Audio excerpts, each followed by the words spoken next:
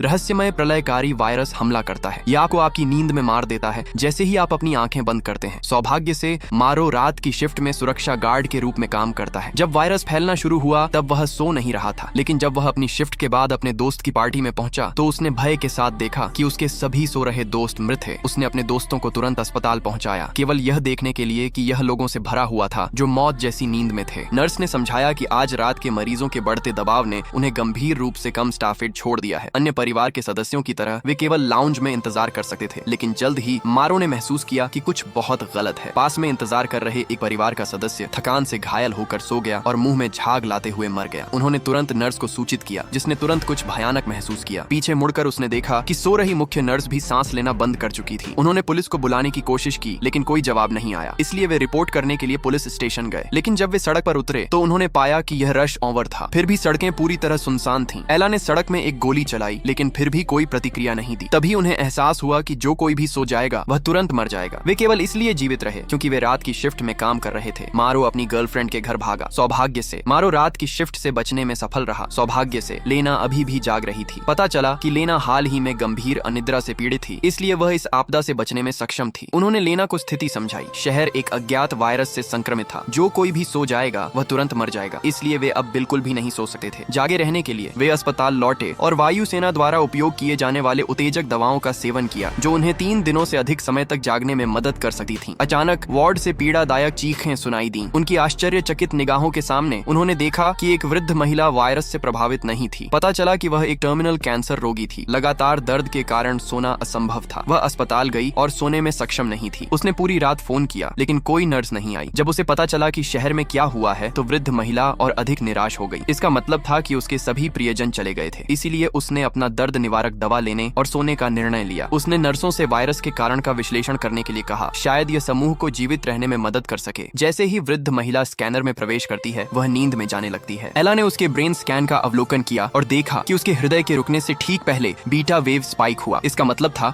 कि उसकी असली मौत का कारण सपना था। क्या यह संभव है कि सभी लोग अपने सपनों द्वारा मारे गए हों? जैसे ही निराशा समूह को घेरे, मारो ने अचानक स्वेच्छा से सोने की पेशकश की। वृद्ध महिला केवल अपने मरने का सपना देख रही थी और वह सोने में सक्षम थी, लेकिन वह अपनी सांस बंद होने से 3 मिनट पहले सो नहीं पाई। इसलिए वह केवल 2 और आधे मिनट सोएगा और फिर जगाया जाएगा।